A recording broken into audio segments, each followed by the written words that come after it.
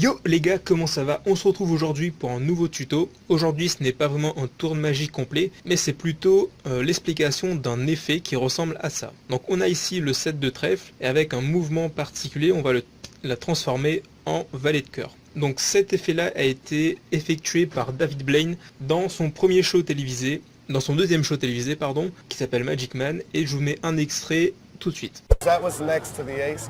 Watch this. If I take the two, if I wave it, watch. You're gonna see it. Look. See it? It changes to the ace of clubs. Cette technique est très simple à faire, mais elle est redoutablement puissante. Donc ne la sous-estimez pas, ne vous laissez pas faire avoir par la simplicité de cette méthode. Donc pour ce tour, vous l'aurez peut-être deviné, il nous faut deux cartes. Donc on va stabiliser la caméra.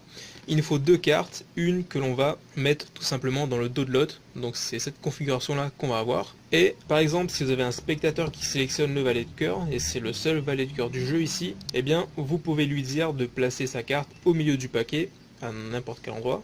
Donc là, il prend sa carte et on la place au milieu du paquet. Et bien d'un geste magique, vous allez pouvoir faire remonter sa carte du milieu au sommet du paquet, juste comme ça. Hop, donc là c'est petite erreur de ma part. Et vous allez ensuite prendre le 4 de pique comme ça et effectuer le mouvement magique pour transformer le 4 de pique en valet de cœur. Ok. Maintenant, comment est-ce qu'on l'effectue? Alors très simplement, il vous suffit de prendre ici dans le tour que j'ai fait, il vous suffit de placer le valet de cœur, la sélection du spectateur, en deuxième position à partir du haut du paquet de cartes. Donc là on a une carte lambda, 5 de trèfle, et la sélection du spectateur en deuxième place qui est juste ici. D'accord. Donc ici pour ce tour là, ce que j'ai fait c'est que j'ai simplement fait un contrôle de la carte en deuxième position en vous faisant croire que je l'avais placée au milieu du paquet en parcourant mon doigt ici sur la tranche. Donc cette technique est très simple et vous pouvez la maîtriser en quelques heures à peine. Donc ici vous prenez votre paquet de cartes et puis vous parcourez votre pouce comme ça sur le côté ici.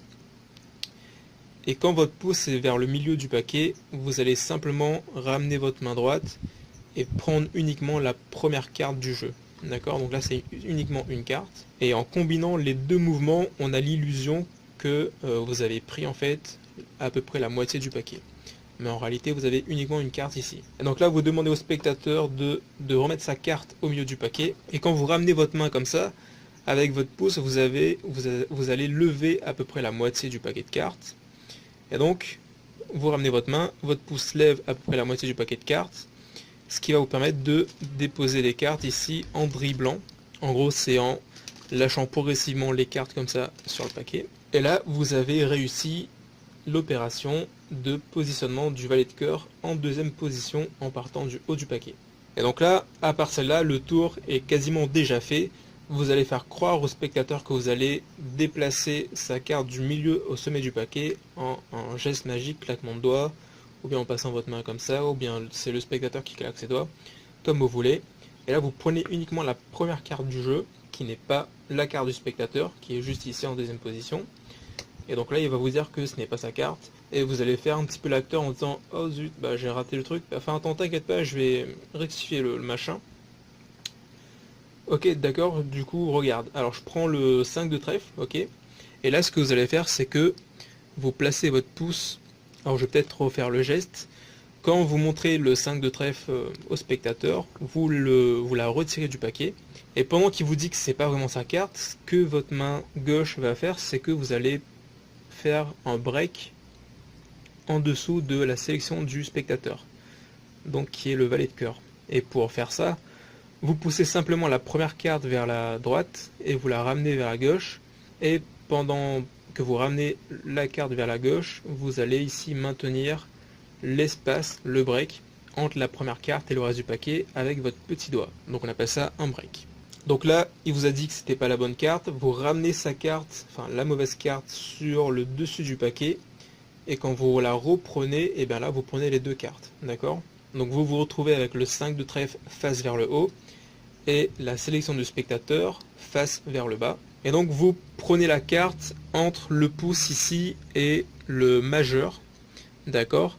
Et vous voulez prendre ça en fait, pas trop vers la pointe, pas trop vers l'extrémité du doigt, parce que sinon quand vous allez faire le mouvement ici, si vous maîtrisez pas trop, eh bien soit ça va pas tourner parce que vous pincez trop fort avec ces deux doigts là, ou soit simplement vous allez faire trop fort avec la petite pince ici, et soit ça va rester bloqué en plein milieu du pivotement, ou soit les cartes vont juste vous échapper des doigts.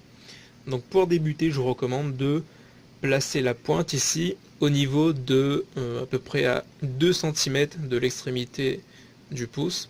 Et pareil ici, là vous allez placer la carte à peu près à 1,5 cm, enfin à peu près. C'est juste que pour le majeur, il faut placer la carte juste après la petite bosse ici que fait votre majeur. Vous voyez? Donc là une petite bosse de chair, et je place la pointe juste après cette petite bosse. Mais elle est quand même avant la première phalange, juste ici. Donc c'est entre la bosse et la phalange.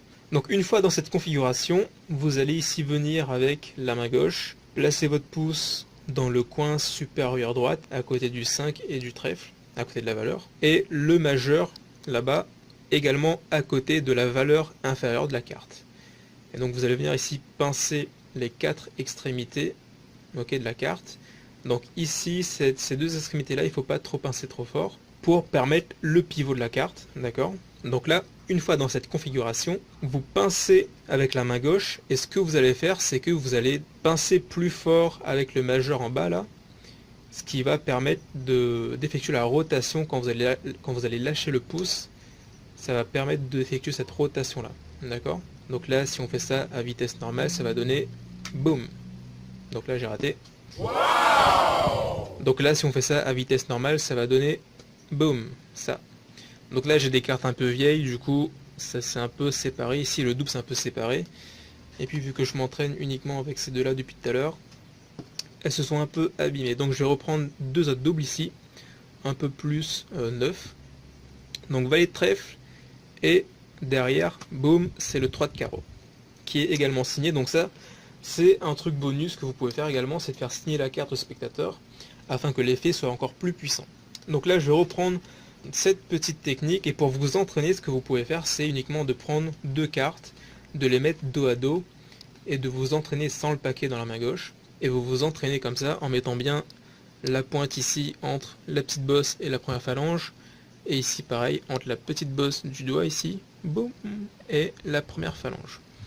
Et là vous pincez avec la main gauche, et vous relâchez d'abord le pouce, et vous pincez plus fort avec le majeur, et ça va permettre de faire tourner la carte, juste comme ça. Donc ce mouvement là est très simple à faire, et il est extrêmement puissant.